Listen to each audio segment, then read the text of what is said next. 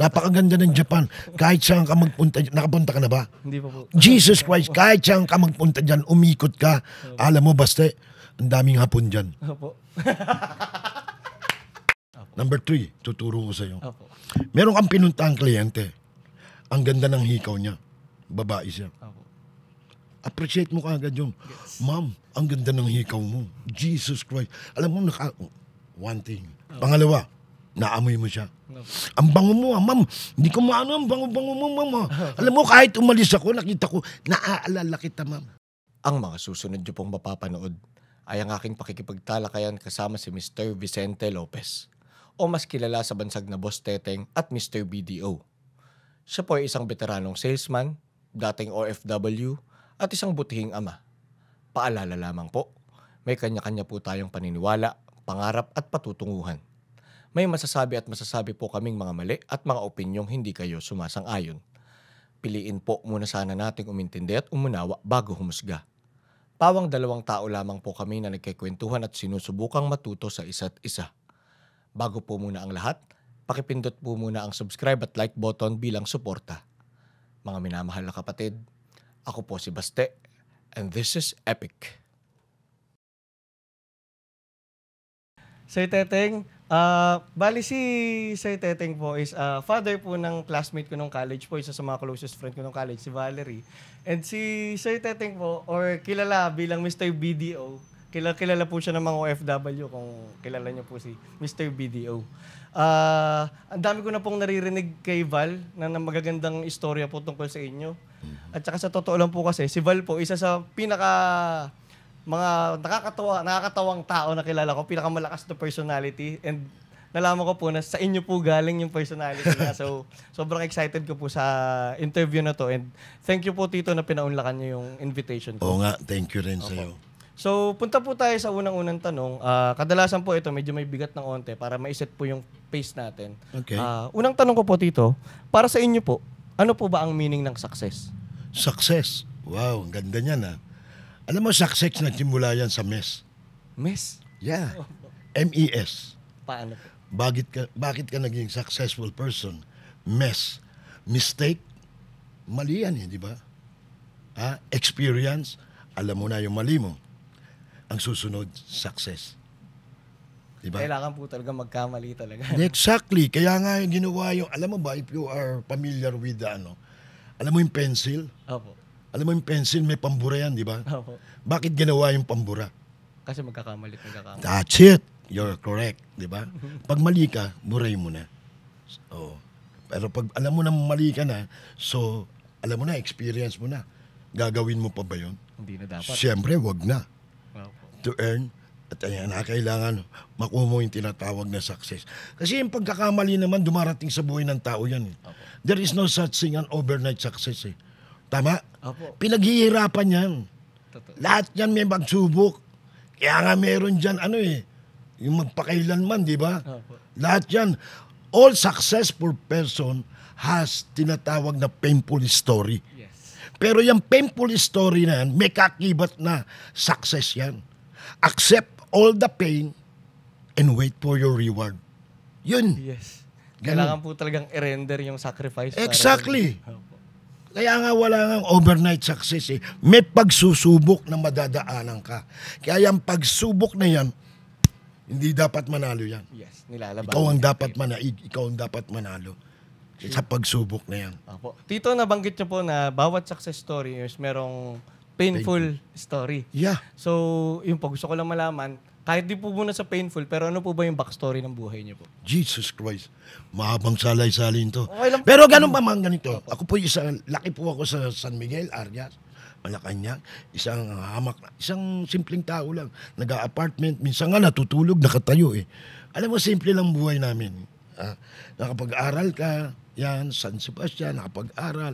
Ang gusto ko lang makapag-aral. Tapos nakagraduate ako, yan. Tapos nakagraduate ako, gusto ko kagad magkatrabaho. Pinasok ko yan. I've been a teller of Bangko Pilipino. Opo. Nag-teller ako dyan. Actually, bago ako nag-umpisa, nagtinda pa ako ng mga Sunquick eh. Wow. Alam ba yung Sunquick? Marketing yan, nagtitinda ako, bahay-bahay, magtitinda lang ako ng Sunquick. Kagagraduate ko lang, kala ko, bata ako, kala ko ganun ang marketing. Opo. Hindi pala. kinakailangan mag-apply ka sa mga bangko, sa company. Yan, nakapag-apply naman ako sa Bangko Pilingin na tatanggap ako bilang isang teller. Yung teller na yan, aabutin ka ng gabi. Siyempre, minsan hindi naman angkop sa iyo, lipat ka na ibang trabaho. Pumunta ako ng Far East Bank, doon sa Far East Bank, well, mag-i-enjoy ako. Pero bilang isang natanggap ako sa Far East Bank naman ng isang, how do you call this, yung sa Central Bank, liaison officer. Opo. So I meet a lot of people. Kasi ako, I encounter a lot of people. Minsan, yan, binabalyo ko yan. Minsan, hindi mo alam, minsan magkikita kayo yan. Di ba, nandiyan pa rin yan. Yes. So definitely, naging ganyan ako. Tapos nagkataon, naghahanap ng expat. Pag sinabi mong expat nung araw, envoyed ka dyan eh. Ano po yung Emboy? Pag sinabing envoyed, ikaw yung ambassador ng bangko. Yes. Napupunta ka sa ibang bansa. Yun na yun nga po Dala-dala yung mo yan. identity niya, Mr. Oo. Video. Di ba? During that time napunta ako ng Far East Bank, tapos napunta ako ng EPCI, napunta ako ng BPI, dami na nga eh. Tapos napunta ako ng BDO. Talagang bangko po pala talaga yung industry niya ever sa bangko since. po ako talaga. Pero sa bangko po, Oh. medyo nagkataon, andito kasi yung advocacy ko during that time na, gusto ko makatulong sa mga iba na paano. Kasi yung tao, naghihirap yan. Yung naghihirap, yung pinaghirapan mo, kailangan may lalagyan yan. So, nandito ako sa bangko ngayon, bigyan ako ng pagkakataon ito na makausap, magkaroon ng direct communication para dun sa mga OFW na nag-a-abroad, iniiwan ng pamilya, nagsasakripisyo para matupad lang yung tinatawag na pangarap. Yung pangarap na yan, maraming kaakibat na kalungkutan yan. Maraming kaakibat na pagsubok yan. Kaya yung pangarap na yan, kinakailangan lang, believe what you believe. Kinakailangan maniwala ka na matutupad ang pangarap mo. Kinakailangan buo ang dibdib mo, lalo na kung ikaw ay umaalis. Determinado ka na tanggapin lahat ng mga pagsubok. Para sa ganun, yung pangarap na yan ay makamtan mo. Paniniwala talaga sa vision. Exactly. Believe what you believe. Kung sa sarili mo hindi ka believe, paano mo makutanggap yung pangarap mo? Kinakailangan may determine ka. Believe ka sa sarili mo. Yan. Makukuha mo yung tinatawag na pangarap na yan. Opo. Nakakatuwa, Tito, nung binanggit nyo na dati nagbebenta kayo ng sandwich. Oo, Sunquick. Oo. Ano po, sandwich? Sunquick. Yung mga Sunquick na Akala ganyan. sandwich, opo. Oo, kasi napunta ako ng Mark. Yan, nagtinta. Tapos sa during that time, nagkaroon pa ako ng alam nyo, siguro napupunta ka ng Robinson, napupunta ka ng SM. Minsan meron yung mga, how do you call this, yung mga sample, nagbibigay sa yung ganyan. Trabaho ko yung nagbibigay ako ng coffee. Parang parang promodizer po. Yes. Nakakatuwa po, Tito, na nung nagsisimula kayo as bata, sales talaga pinasok nyo. Technically sales po yun. Pero ngayon po, yung nagpasikat sa inyo, sales din, di ba? Yeah. So, Siguro parang, nandun. Yun talaga yung yung path nyo, nakakatuwa po. At ito, matanong ko naman po, kamusta naman po yung pagkabata nyo naman? Jesus Christ, ang pagkabata ko. Ngayon nga sinasabi niya, batang-bata ko pa eh. Opo, ngayon po. Hindi, totoo. Sobra po. Hindi, ganito yan. You know what? Nung pagkabata ko, kung makakilala ka ng mga ko, alam mo nung araw po talaga hindi mo maalis yun, bata ka pa Siyempre, happy go lucky ka, marami kang barkada, to be honest with you, ako street fighter ako nung araw Hindi naman sa pag-away po, ganun? Oh, well, ganun talaga bata pa Opo, ako rin. Di ba? Ganito yun Hindi mo naman alam yun kasi wala ka pa naman di ba? Ang mo lang naman, yung pagiging, alam mo, impulsive ka naman nung araw. Siyempre, payabangan nung araw, bata pa. Pagdating sa amin, nakikita mo na lang, pag piyesta, andyan na yung tinatawag na mama ko, hanapin na ako. Yan. Kasi may gulo na ron. Nung araw yun, bata ka. Oo. Kayo po yung parang taga-awat ng gulo, gano'n? No. Nag-i-start ng awat. Nung araw po yun. Grabe po. Patanong ko lang po, paano po nag-transform yung buhay nyo from that kind of lifestyle? We are not getting younger Opo. Alam mo, nagbabagang pacing by pacing yun. Siyempre, nung una, kahit nung college ako, I'm also a member of fraternity. Well, ganyan, Taugama. Marami kang kaibigan, mga gano'n. Triskelion. Tapos after that, siyempre, bawang nag-a-adjust ka yan Nagkaasawa ako. Gano'n, nagkaanak ako. So, nagkakaroon ng changes. Opo. So, during that time, tapos nung nag-abroad ka, nalungkot ka, malayo ka sa pamilya mo, malayo ka sa mga mahal mo sa buhay, nagkakaroon ng maturity ba? Oo. Ganun ang bagay. So, nag-iisip ka ngayon na may pamilya ka na, may responsibilidad ka na. Jesus Christ, dati-rati, sarili ko lang iniintindi ko, may asawa ka na, andyan yung asawa mo, may anak ka pa. Dalawa na yan, responsibilidad mo. Kaya changes, maturity comes up. Oh, so matututo ka mag-ipon, matututo ka mag-ano. Pero during that time, di ka pa makakapag-ipon. Pagbago ka lang. Kasi merong mga pending credit ka dyan, may pending ano kaya. Kinakailangan mag-over up mo muna yan. So after mag-over up mo yan, that's the time na mag-start ka na mag-ipon. Ganon lang yun eh. Oh. Totoo. So kinakailangan may project ka. Oh. And number one, ano ko lang doon, makapag-aral lahat muna yung mga anak ko. Kahit papaano yan, makapag-aral lang. Kahit kung wala kang sapat na pera, pero yung edukasyon niya, mas maganda yan. Oo. Mas magandang savings para sa akin yan. Makapag-aral sila sa mga magagandang eskwelahan. Makapagtapos. Opo, kasi katulad ngayon, si Val po, napakaganda po ng karir ni Val. Di ba? Opo. Maganda naman. Saka hindi naman ako nasira para sa kanila. Kahit ganun pa man, ako'y nag-a-abroad, andyan naman ang aking katuwang, si Bioli, ang asawa ko, para guidance sila. Ay, maganda naman ang kinabaw. Nagpapasalamat po ako.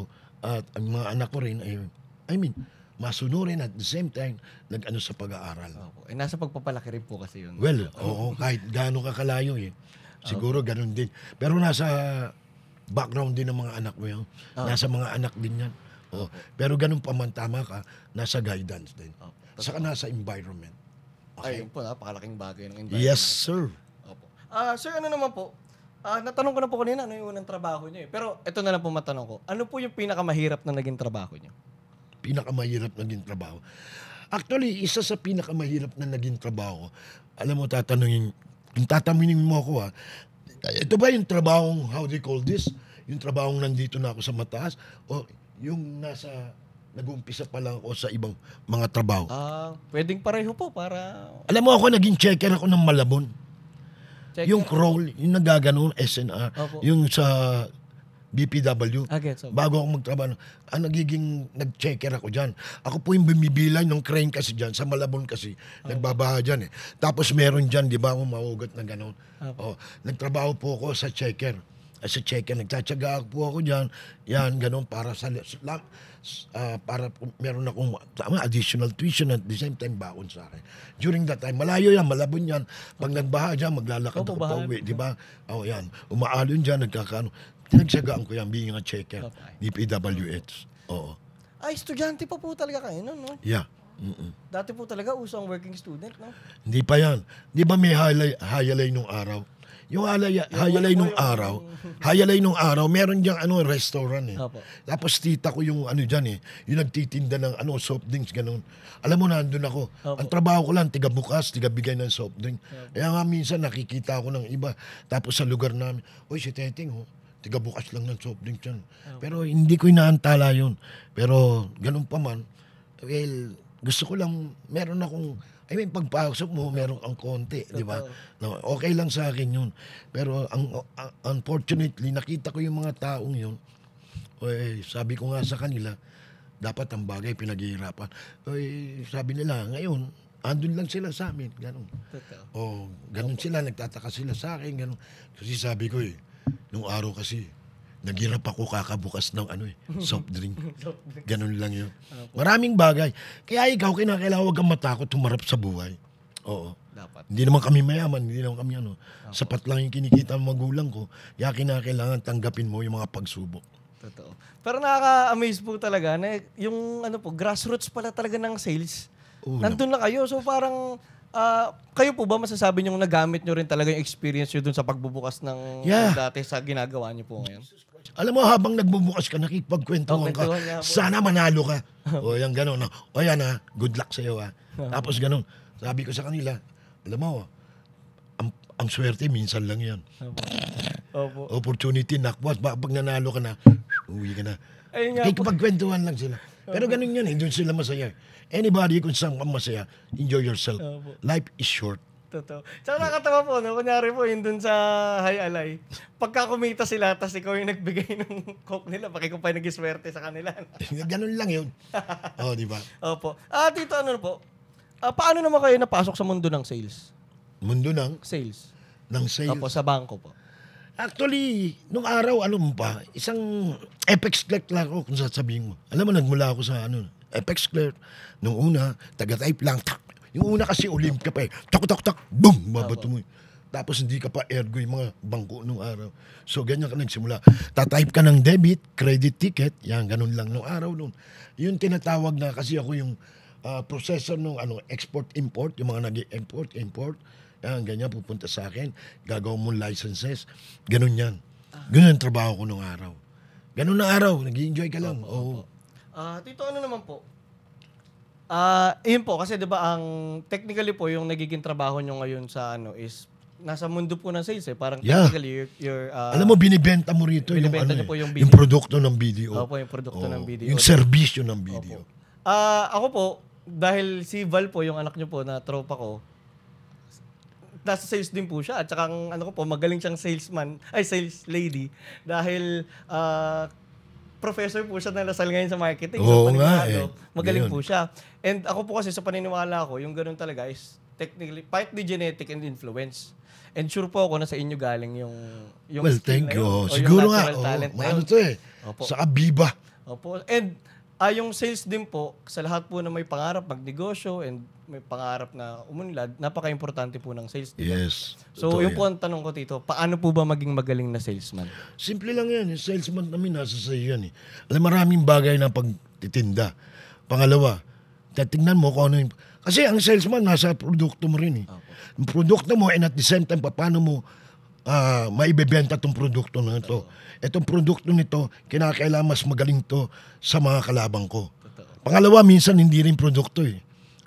Yung tinatawag na investment. Opo. Yung investment naman kasi, for everyday, kinakailangan familiarity, bridge of content. Kinakailangan puntahan mo yung doktor mo yan. Puntahan mo yung kliyente mo to. Sa araw-araw na pupuntahan mo yan, sa inis niyan, lagi ka nakikita, bibili yan. Trust me, I'm a doctor. And at the same time, hindi lang yan. Dahil pinupuntahan mo sila, yung sinasabi kong investment, ito minsan, tinatawag na galing sa'yo yan eh. Investment. Ikaw, kung nakikita mo yan, nakita mo yung ganyan. Buy something. Buy something. Dunkin' Donut o coffee, something like that. Investment yan eh. Hindi ka naman tinatawag na labi ka or what. Naalala mo lang siya. Nakabili kang gano'n. Nakabili ako, hindi kita nakalimutan. Bigyan mo siya. Malaking bagay yan. Totoo. Oo. Hindi ko naman siya tinatawag ng labi ka, nagsusul. Naalala mo lang siya. Number 1. Number 2. Number 3. Tuturo ko sa'yo. Meron kang pinuntahang kliyente. Ang ganda ng hikaw niya. Babae siya. Appreciate mo kaagad yun. Ma'am, ang ganda ng hikaw mo. Jesus Christ. Alam mo, one thing. Pangalawa, naamoy mo siya. Ang bango mo, ma'am. Hindi ko maano ang bango-bango mo, ma'am. Alam mo, kahit umalis ako, nakita ko, naaalala kita, ma'am. Bakit maganda ang pabango? Pag ikaw lumabas, pag kayo lumabas, pabango ka, maglagay ka sa kamay. Kasi eventually ma'am, thank you very much for helping me. Kamayan mo yan. Dalaway mo, at least nakasikat yan. Pag alis mo, ang bango ni Bala. Di ba? Di ba? Maglilive ka ng mark, no? Exactly. Number 1 yan. May mga bagay-bagay na kanya, maliit lang, pero nakatatak dito yan. Ganun ang ganun sales. Nakakatuwa nga po no, na parang puro soft skills and palagayang loob at pakikipagkapwa yung style talaga sa sales eh. Totoo yan. Paglabas mo sa opisina, labas kayo. Tao lang tayo eh. You multiply friends, not enemies. Yeah. Di ba? Kinakailangan sa isang araw may dalawa kang kaibigan yan. Multiply friends, not enemies. Opo, totoo yan dito. Ano naman po, Tito? Di ba po kasi sa sales, siyempre papasok na yung charisma. And kayo po ngayon, nakilala ko kayo sandali pa lang, napakalakas po ng karisma niyo. Sabi nga raw nila, ano ba meron ako? Sabi ko, Kaso lang, si Tito Teteng po, 100,000 followers sa Facebook si Tito, kaya panigurado napakatindi ng karisma niyo. Paano po ba magkaroon ng karisma? simple lang. Siguro, dapat low profile. Isa number 1 kayo, low profile. Then, follow yung sense of humor. Saka number 3, number first ko pala, totoong tao ka. Opo. Kinakailangan totoong tao ka. Pag ang makakausap mo nandyan lang, ganun ka lang. Huwag mong taasan yan. Apo. Oo, daya nga sila nandyan eh. Para nandyan ka, mag-guide sa kanila. Pero nandyan na nga sila, tataasan mo pa. I-guide mo sila, bigyan mo sila ng mga tip, bigyan mo sila ng mga pagkakataon matupad ng pangarap nila. Kaya nandyan lang ako. Saka hindi lang ako nagtuturo. Ang inaano ko, gusto ko umalis sila sa akin pag nagturo ako, naka-smile sila. Yes. You know what? Smiling make you smile. Ang hirap gawin niya, magpatawa ng tao. At saka ang hirap tumawa pag nakahiga na. Subukan mo. Di ba? Yeah, kinakailangan lang po. Alam mo, minsan hindi naman basta pinag-aaralan yung karisma eh. Nasa sayo yan eh. Yung ano na lang ng tao yan eh. Natutuwa nga ako, sabi nga nila sa akin, kahit yung mga... Kasi iba yung karisma mo, basta eh. Di ko nga malaman kung ano yung karisma eh. Si Karis lang ang kakilala ko eh. Wow! Hindi, karisma. Kung ano ikaw, kung ano ka dun sa tao. Tapos para kang magnet, ina-absorb mo sila. Tapos meron kang tinatawag na, ang alam ko may tinatawag kang na hinahanap nila sa isang tao na sometimes kasi meron dyan malungkot. You know what? Kapag ako nag-talk, alam mo, hindi mo mapiplease lahat yan eh. May mga taong nakasimangot dyan. Pero at the end of the day, may selfie sa akin yan. Sila pa mismo. Ito matawa yan. Kasi meron kang time na malungkot ka. Pero meron akong tatamaan ka sa akin yung tinatawag na yung patawa kong to, tatamaan ka eh. Ganon yun eh. Hindi habang matatapos ang session ko, hindi ka nakatawa. Binigyan ka ng pagkakataon tumawa, ayaw mo pa tumawa. Ganon yun. Walang bayad dyan.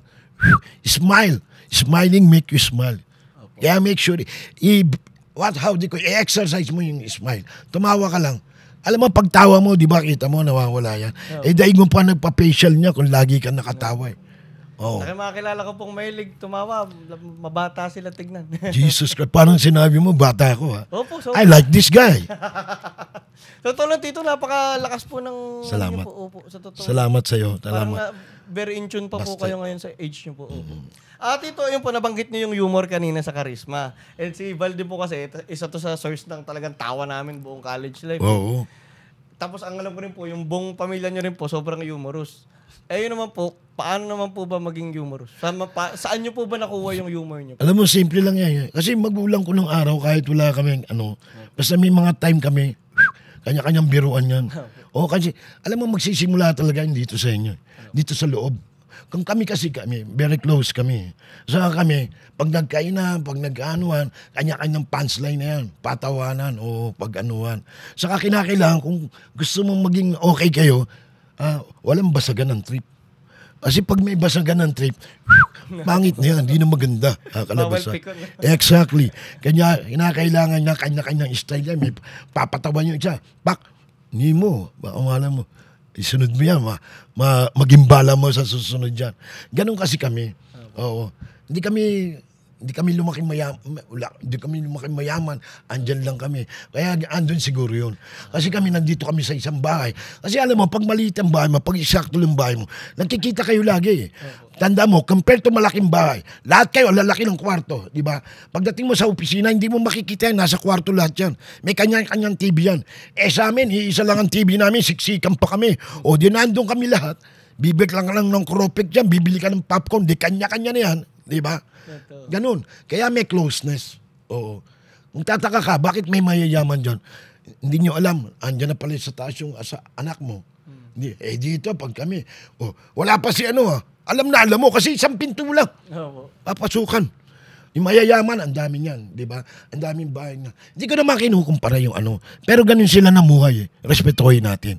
Doon sila masaya. Diba? Pero ang sa akin lang kasi, hindi naman kinakailangan mayaman ka, malaki ang bahay mo para maging intact at maging masaya ang pamilya. Maging masaya lang kayong lagi. Dahil mo pa mayaman, may Choice pera. po talaga ang pagiging masaya. No? Yes, number 1 yan. Alam mo, anything na kung saan ka masaya, exercise mo yun. Opo. Oo. Doon ka masaya eh. Kasi pag hindi ka masaya sa isang bagay na ginagawa mo, ano pa silbi mo sa mundo? Totoo. Di ba? Saka hindi rin po kayo mapapagod pag masaya kayo sa ginagawa. Exactly. Alam mo, ang trabaho hindi mahirap yan kapag gusto mo. Totoo. Umihirap lang ang trabaho kasi ayaw mo. Pero kung gusto mo yan, Jesus Christ, parang naglalaro ka lang dyan. Totoo nga po. Totoo. Ito nga po, nabanggit po ni Val na retired na kayo pero halos araw-araw pa rin po kayong nagtatrabaho as a consultant po sa BDO. Parang, bakit nga po ba dinedire-diretso nyo pa rin kahit pwede lang kayo magpahinga? Siguro, nagtitiwala pa rin sa akin ng BDO. Andyan lang po ako sa BDO. Ako po ikakibat ng mga OFW hanggang may buhay. Kung kailangan pa rin ako mag-advise, kung nandito lang po ako. Kasi ever since yung mga OFW, kinakailangan pa rin ng giya niyan. Kinakailangan pa rin ng mga payo niyan. Alam mo, ang bata, yung bata nga, pag sinabihan mo na sinabihan, hindi nag-ano, lalo na matanda. Kahit anong paya mo yan, hanggang hindi mo tinotorture yan. Eto ang gawin. Hindi maiisip niyan. Nakaapat ka ng salita. Pero at the end of the day, siguro sa dami mo ng, alam mo sa dami kong napakasarap po. Kadalasan dyan, yung mga seafarer, yung mga seaman. Alam mo, may rami ako nagtutok ako dyan. Alam mo sila, na-advise ko niya. Tapos yung mga after 2 years, 4 years, alam mo, yung mga seafarer na yan, nag-PPM sa akin yan, nakapollow sa akin. Boss Teteng, nakabili na akong 2 bios. Alam mo ba? Grab to. Boss Teteng, mayroon na po akong kondo. Napakasarap, di ba? Boss Teteng, eto po yung farm ko. Meron nga dyan, si Eric, no? Dating seaman niya, no? Dati niya sabi niya sa akin, Boss Teteng, di ba natatandaan mo, 2 lang ang anak ko nung araw. Boss Teteng, 4 na sila, oh. Kita mo? Nadagdagan din. Oo. Maraming bagay na sa akin. Alam mo, natutuwa ko, lalo na yung mga ganun. Hindi naman kinakailangan, meron lang na bago sa buhay mo. Napakasarap na. Napakasaya ko niyan. Kasi yung impact na yun, lasting yun eh. Kumbaga, hindi siya material na parang mismo binigay mo sa kanya, pero yung naging impact sa buhay niya nun. Di ba napakasarap nung sinasabi siya, Boss Teteng, andito na po, nakapag-ipon na po ako, Boss Teteng, nandito na po. Dati-rati po, hindi ako naniwala eh. Dati-rati po, ang BDO ganun eh. Well, hindi mo malalaman na ang BDO ganyan ang serbisyo kung hindi mo susubukan. Totoo. Di ba? Kunyari, nag-open ka ng account sa akin, hindi mo nahulugan, tanungin mo na sarili mo. Opo.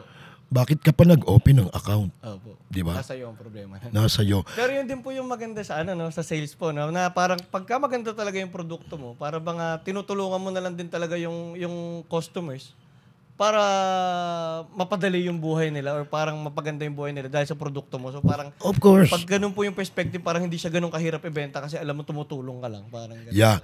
Alam mo yung produkto, alam mo ang sales naman, kagaya mo, you are a good salesman kung ang produkto mo maganda. Oo.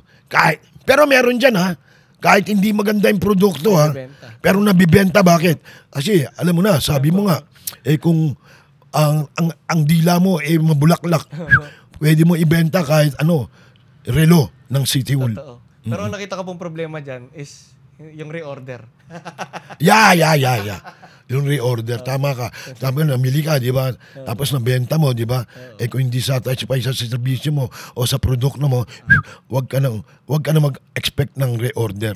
Oo. Kaya talaga importante talaga. Maganda rin talaga yung produkto. Produkto at serbisyo. Totoo. Number 1 yan. Totoo yun. Kung gusto mong ma-reach yung tinatawag na At ito, matanong ko naman po, sa public speaking naman po, kasi yun po talaga pinakaginagawa nyo. Lagi kayo nagsasalita sa harap na namin tao. And marami po akong kilala na magagaling na tao, matatalinong tao, pero takot humarap sa tao, humarap sa maraming tao. So parang, ano po ba yung tips na may ibibigay nyo sa kanila para makapag-public speak ng ganito yan maayos? Alam mo, ganito ako Kaya ako, nagtataka sila sa akin.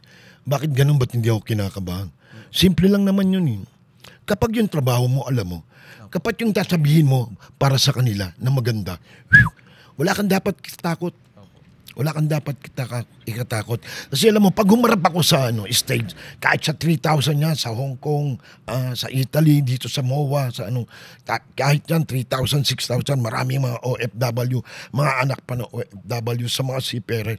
Hindi ako natatakot. Kasi andito ako para magbigay sa kanila ng advice. Hindi ako nandito ako para matakot sa kanila. No. Ako ang boss.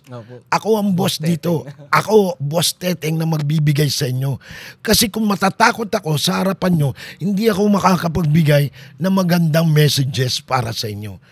Saka hindi ako natatakot kasi ang akin lang naman gaya ng mga nandyan, bibigay mo lang kung ano yung gusto mong i-deliver sa kanila, kung ano yung gusto mong message sa kanila, at sinasamahan ko na ng mga punchline na alam kong tatawa sila. Di ba? Para hindi sila mabore, yung ganun. Kasi pwede ako magsabi ng ganito yan, pero eto yan. Ganun yan eh. Kinakailangan ganun, eto, may kasamang tawa. At ito matanong ko lang po, kamusta naman po, kasi ngayon po syempre dahil syempre galing nyo na po sa pagsalita, pero kamusta naman po kung matanong ko lang, yung unang pagharap nyo sa tao dun sa trabaho nyo? Ako kung tatanungin mo, yung unang pagharap ko. Kasi alam mo kung bakit? Opo. Naging chairman ako ng barangay. Kaya sanay na. Barangay 644 sa San Miguel. Wow. Chairman ko po yan. Dati-rati nandyan po ako. Yung situate ko po dati yan. Kasama ko si Cory Aquino during that time. Chairman po ako. So, umarating kami. Nagpupunta kami sa mga diba, nagsasalita ka. Mga kausap mo, mga constituent mo. Nagpapamiting ka. Pupunta ka na ibang barangay. Minsan imbitado ka. Ganon. Yung frightened na hindi ka da. At saka ewan ko bakit hindi ako natakot na humarap sa tao. Siguro ang Panginoon na nagbigay sa akin ito na ikaw, lalaki ka na ganito. Kinakailangan makipag-usap ka sa mga tao, mag-message ka, magbigay na ng magandang halimbawa ng iyong mga patunay na nangyari sa iyo bilang isang OFW. Siguro ganun. Kaya hindi ka dapat matakot pag alam mo yung gagawin mo. Hindi ka rin matakot. Kagaya nung sabi niya, Papa, sabi ko, ganito, nagsasalita ako, hindi naman para sa akin.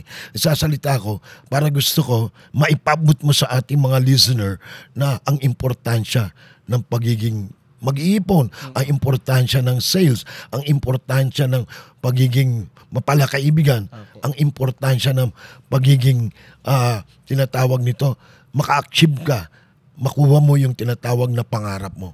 Kaya malaking bagay yung ginagawa mo.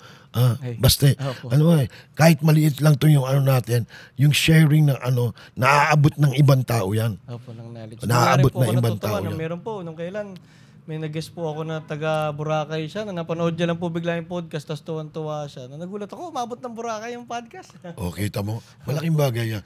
Alam mo, kasi may mga tao kasi, there are times yung mga tao, minsan na nagre-relax, tapos dadaan siya, makikita yung minsan yung iba, nalulungkot. Pag nakita yung mo, sumasaya. Makapagbigay ka ng isang tawa sa isang tao, malaking bagay yun. Saka yung kahit sa akin na lang din po, na linggo-linggo, may iba akong tao na magagaling na nakakausap na natututo ko para talagang sa akin, ang hack na eh. Diba? Sarap, diba? Napakasarap ko yun. Kaya huwag kayong mayiyang basta pag lumabas ka na make one good thing at gay. Sabi nga nila. Sabi yung tawa ka lang at the same time give something.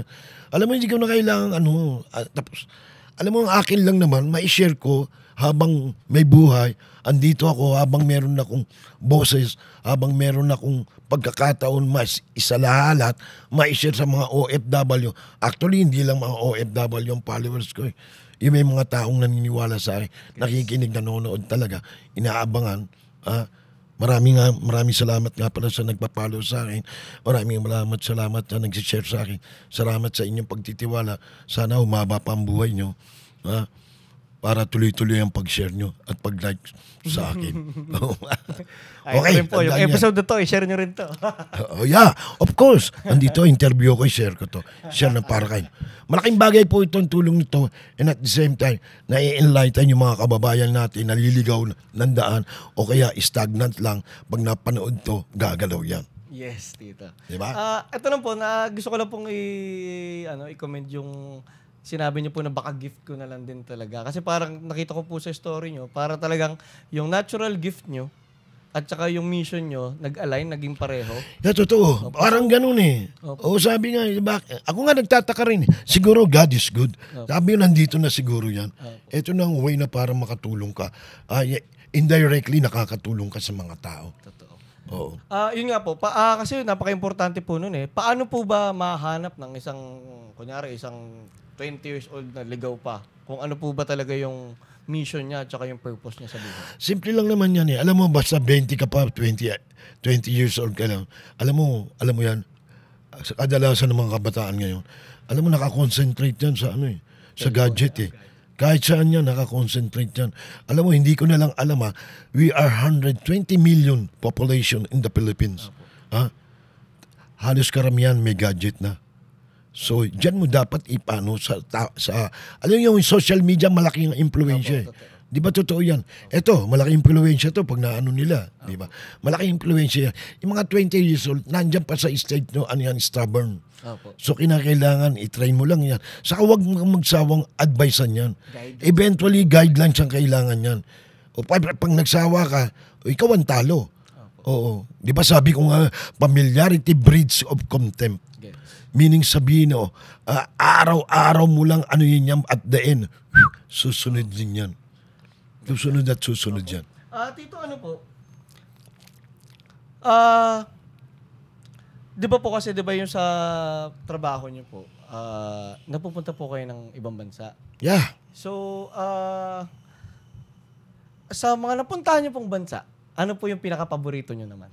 Well, actually, to be honest, no, actually, nagtagal ako sa Italy. Italy. 9 years, and I stay in Japan for almost 4.5 years. Napakaganda naman po ng bansang. Napakaganda ng Japan.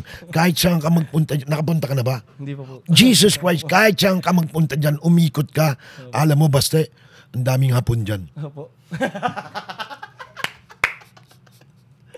So, yung sinasabi mo maganda. Yung sinasabi mo maganda. Alam mo, ako nag-enjoy ako, to be honest with you. Alam mo, dami ako natulungan dyan sa Italy. Kasi, during that time when I was there, ang dami mga, dysfunctional or broken family. Dysfunctional, how they call family or relationship. Kasi during that time, pag nasa Italy ka, lalo na kung wala kang papel o sojourno, hindi ka makakauwi dyan. 8 years, 12 years, yung mga tao nandyan. So, imagine, may asawa ka rito, may anak ka rito. By the time may anak ka rito, paano mo? And at the same time, mahal ng tawag during that time. Tatawag ka pa ba, pangkain mo na. So, ang tao ron, anong nangyayari? Videotape. By the time ikaw gagawa ka, susulat ka, magbi-videotape pa ako. Subukan ko yung videotape. Magpapadala ka ng videotape via mail. 45 days bago matanggap yan. By the time matanggap ng partner mo yan, ng asawa mo yan, magkahiwalay na kayo. Totoo. Kaya magpasalamat lahat ng mga tao, mga OFW ngayon, sapagkat iba na ang technology. It means meron ng WhatsApp, meron ng Telegram, meron ng TikTok, meron ng Viber, meron ng tinatawag na Facebook. Alam mo, baste, ang higit sa lahat, may video call. Totoo. Alam niyo ba? Totoo. Kasi sa video call, kita mo na lahat. Nakakatawa talaga yun. O, di ba? Laking bagay yan. Laking bagay yan. Lumit po talaga yung mundo nung nagkaroon ng video call. As in, parang ang dami ko pong kilala na pamilya rin po ng OFW. Di ba? Nung araw, kasi lack of communication eh. Opo. Lack of communication eh. Saka nung araw, by the time umalis ka, mga kwento nila sa akin umalis ka, nung araw, umalis siya. 2 taon lang yung anak niya. After 10 years, pagbalik niya, 12 years old, nagkita-kita sila. Sa palagay mo, yung ka mag-a-adjust. Yun yung tinatawag na adjustment. Kasi hindi ikaw naman nakita niyan for 10 years eh. Ang nakita niya, lola, tatay. Saka hindi mo maaalis na may mga kababayan tayo, may mga anak, may mga bata na naliligaw ng landas. Why? Bakit? Wala yung straight care, wala yung straight touch ng magulang. Ano lang meron? Straight remittance. Di ba? Pera. Hindi naman sapat yung pera lagi. Hindi po sapat yun. Pero hindi natin sila masisi. Ganun talaga. May sakripisyo talaga. May sakripisyo. Tito, ano naman po? Yun nga po, kung matanong ko lang po sa inyo, pagdating po sa career, success and all, para sa inyo po, ano po ba yung greatest achievement nyo? Well, ako naman kasi, okay na ako, no? Okay na ako yun. Kasi nung araw, sabi ko lang, magiging masaya lang ako kapag nabigay ko yung necessity, yung kailangan ng buong pamilya ko.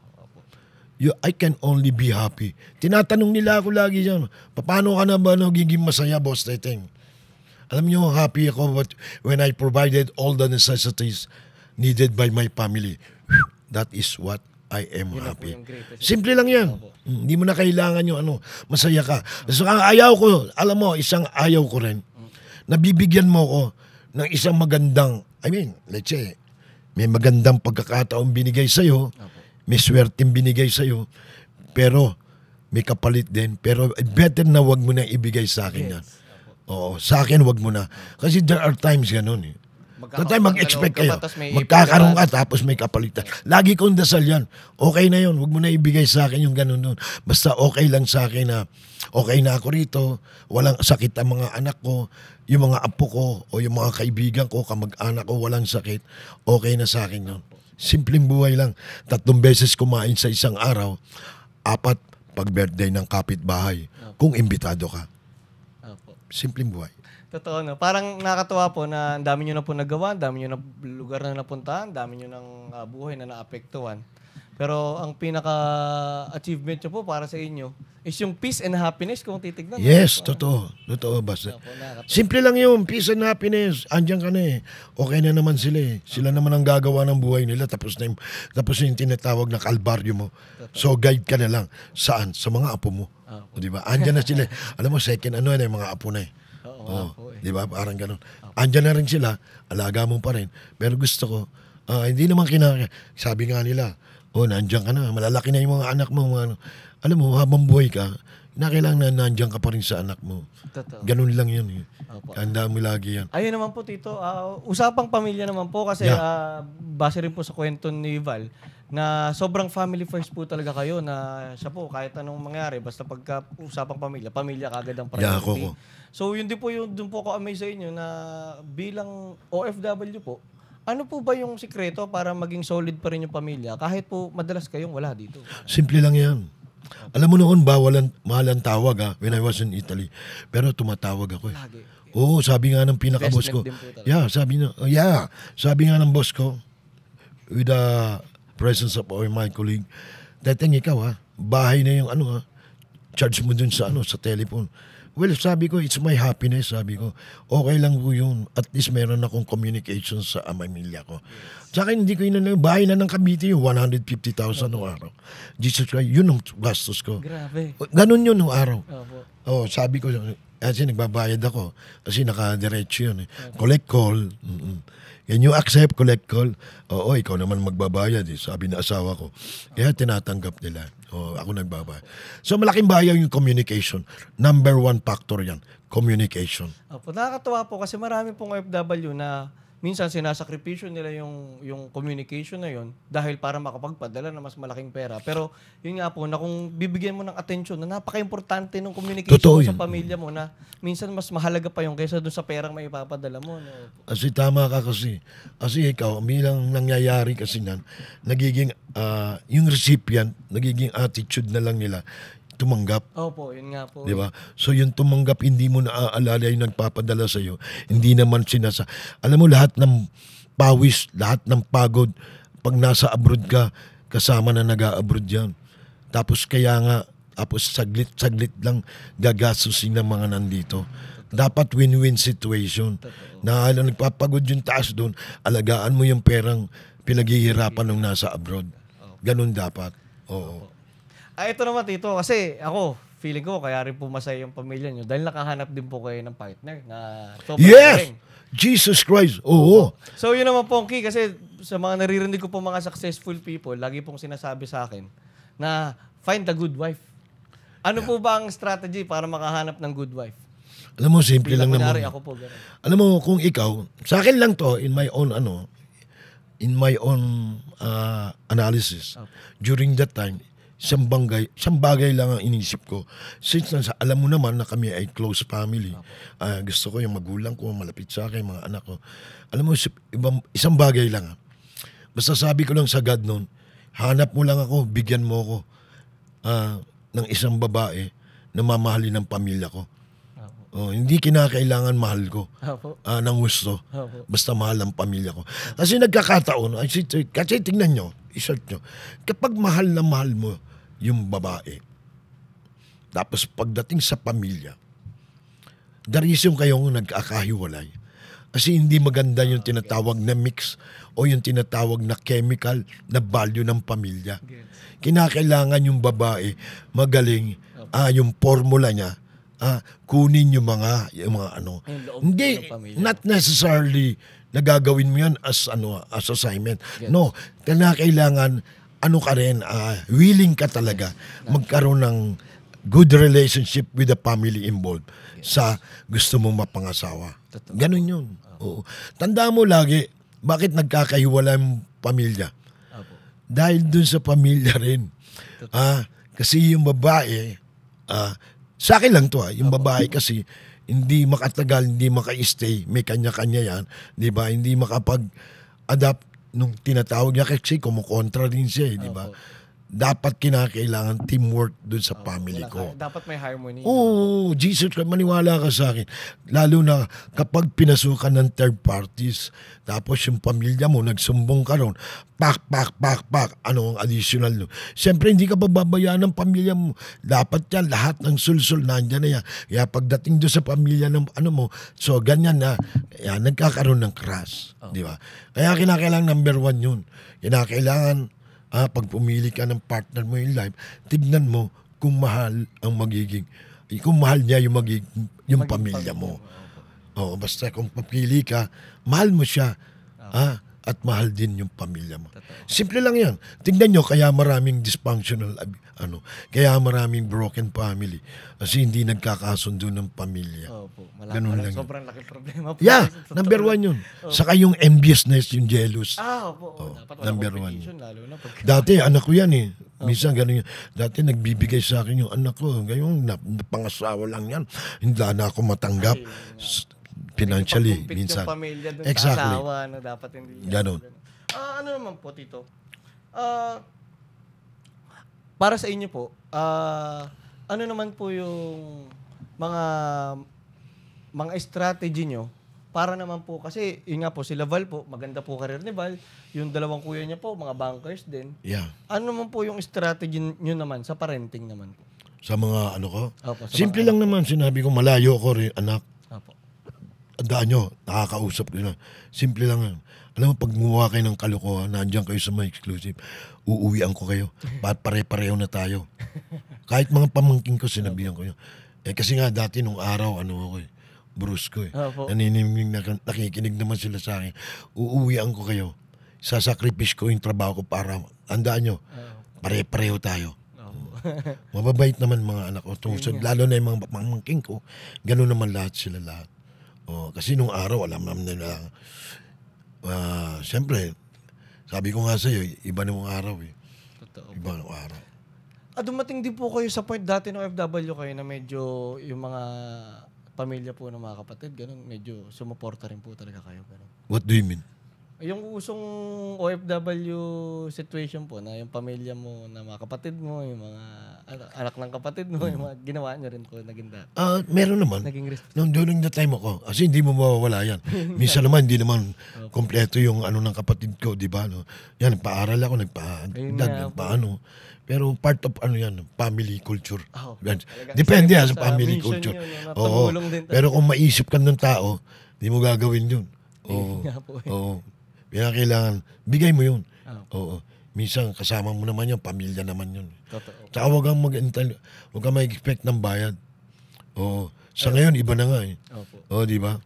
Tsaka ano po kasi, pagka nag-expect ka ng kapalit, wala natulong yun. Ano na yun? Business transaction. Yeah. Wala na yun. Okay na yun. Opo. Tito, ano po? Wait lang po Ito po, Tito, medyo patapos na rin po tayo dito. Ano po ba, kung meron po kayong 3 rules to live by, to live a good life po, ano po yun kung sakali? Simple lang eh. Kung gusto mo maging masaya sa buhay, tanda mo lagi, basta kinakailangan honest ka sa sarili mo. O sincere ka lang sa sarili mo. Sa mga paraan po yan. Saka kung gagawa ka ng kasalanan, tao lang tayo eh. Opo. Gumagawa ng kasalanan. Well, nakagawa ka ng kasalanan. Well, siyempre, tumatanda na tayo. Ituwid mo yun. Para no regret. Opo. Di ba? Pangatlo, mabait ka lang sa kapwa-tao mo. Okay na yun. Meron kang napapasaya, laking bagay na yun. Saka kung may problema ka, huwag mo masyadong problemahin yun. Saka kung may kaaway ka, huwag mong iisipin yung kaaway mo. Opo. Isipin mo siya mag-isip sa'yo. Oo. Sayang yung Otherwise, mental energy, magdadagdagan ka ng problema eh. Normal lang yun eh. Kaya kinakailangan, yung sinasabi ng thrillers, maging masaya ka lang. Multiply friends. Opo. Don't hate everybody. Huwag kang magalit. Hayaan mo sila magalit sa'yo. At least namumroblema sila sa'yo. Diba? Pagka kung titignan niyo po, titignan ko po lahat ng sinabi niyo para mauwi lang po talaga na maging mapagmahal ka, no? Parang ganun. Dapat lang. Hindi. Ganun lang ang buhay ng tao. Opo. Saka huwag kang maging plastic. Jesus, ang dami sa atin, Tupperware eh. Kaya nagsara eh. Oo. Ganyan, diretso ka lang tao.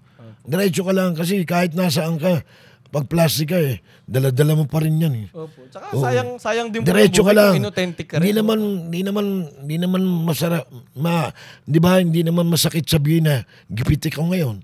Hindi naman sabihin na mahal kita. Hindi naman mahirap sabihin na galit ako sa'yo. Opo. Ganon, sabihin mo na. Para hindi mabigat sa dibdib. Straightforward. Tsaka iba rin po yung peace na naibibigay ng lahat na isasabi mo. No? Malaki bagay yun ha. Opo. Kasi pag araw-araw mo meron kang kinikim-kim, Opo. Jesus Christ, tumataas yun. Opo. Lumalaki yun. Sabihin mo kagad, di tapos na. Totoo po. Di ba? Tapos na. Tsaka pero hindi rin po lahat may tapang para maging totoo. Tama ka. Hindi lahat. Kasi totoo yun. Kinakailangan lang maging matapang ka. Pero dapat talaga harapin mo eh. Opo. Harapin mo yung mga bagay-bagay na totoo. Harapin mo yung mga bagay-bagay na nagkamali ka. Harapin mo rin yung mga taong nagmamahal sa'yo. Totoo. Na habang panahon mahal ka, pangaingatan mo. Opo. Nakakatuwa po yun. Di ba? Tito, punta na po siguro tayo sa huling tanong po. Tito, ano po, narating nyo na lahat. Nakapunta na po kayo iba't ibang bansa. Napalaki nyo na po yung mga anak nyo. May apo na rin po kayo. Kaya nga eh. Sa career po, napaka-successful nyo po. Kung maano naman po tayo ngayon, paano nyo po gustong maalala? Yung alin? Kayo po. Ako? Paano nyo gusto kayo maalala ng mga tao? Well, alam mo, hindi naman kinakailangan maalala ka eh. Yung mga tao, maaalala ka naman yan eh. Okay. Alam mo, kadalasan na kahit mali pa yung ginawa mo, mas maaalala ka eh. Kadalasan. Alam mo kung bakit? Opo. Diba, humiga ka na. Patay ka na. Opo. Salbahe kasi nung araw yan eh. Diba? Opo.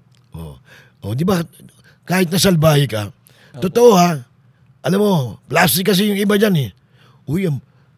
Nagkaaway nyo nung araw yan, kaano niya nung ayaw. Naku, ang bait-bait niyan. Oo, siyempre yan. Diba? Siyempre. Sabihin mo yung totoo, kaaway ko nung araw yan. Pero ganun pa man, sumalangit nawa niyang kaluluwa. Ganun lang naman yun eh. Diba? Basta, maaalala ka lang. Ikaw naman, maaalala ka naman kung meron ka mga ginawang masama eh. Dalawang bagay nga yun, sabi ko siya. May ginawa kang mabuti, may ginawa kang masama. Opo. Pero kadalasan yung masama ang naaalala eh. So kayo kahit hindi na kayo maalala, okay? Oo, di ba?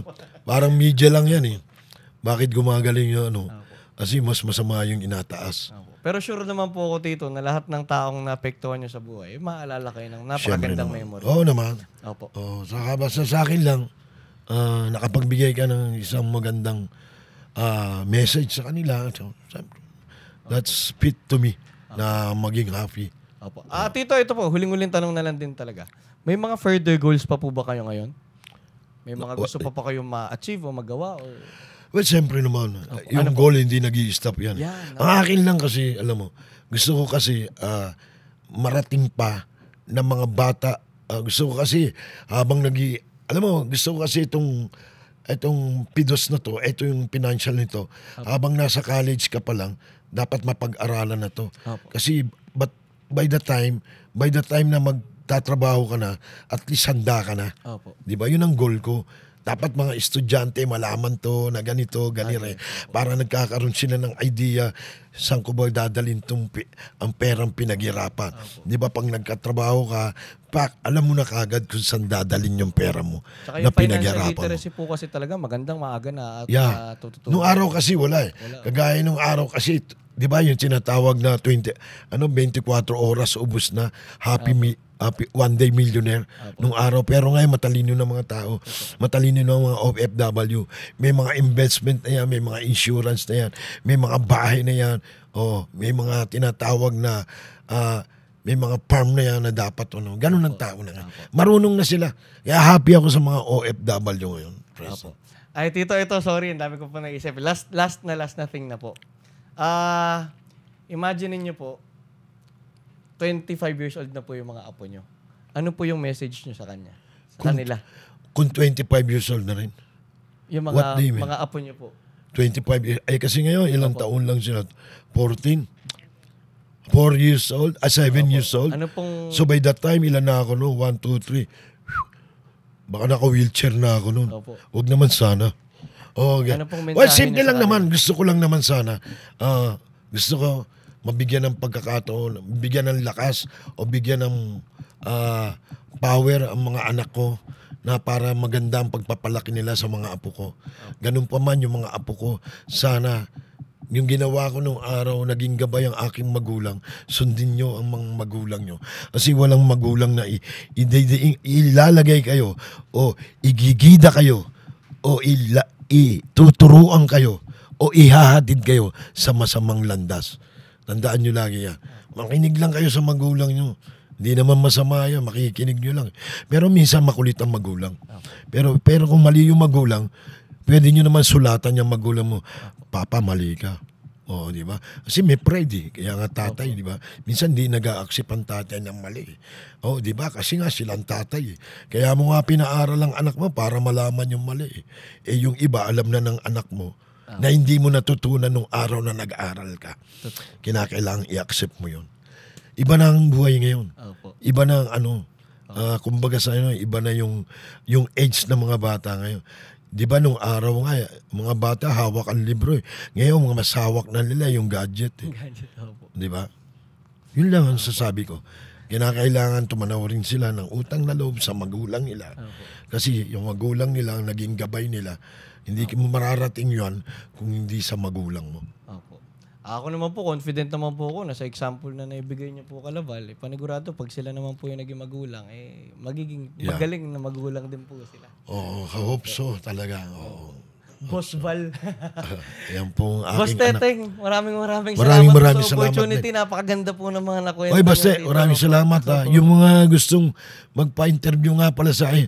Eto, kasi nagpunta siya sa akin. Ha? Okay, yan. Okay, huwag kang mag-alala yung mga gusto yung nag-ano sa akin na darating po tayo dyan. Pa-interview po ako. Maraming salamat. Baste, sa oportunidad na bigay mo sa akin. Sana yung mapunta ito o makarating to sa mga iba-iba nating mga kababayan. So kung saan man, kahit sa ibang bansa na mapanood ito at natutuwa ko, sa ganun nakakatulong ka rin sa kanila para maabot nila, magkaroon sila ng disiplina at para magkaroon sila ng idea kung ano ang silbi ng buhay. Yes po, Tito. Importante ng buhay. Saka sigurado po ako yung makakapanood nito. Marami pong mapupulot sa inyo po, Tito. Maraming salamat din. Maraming salamat. Maraming salamat rin, boss.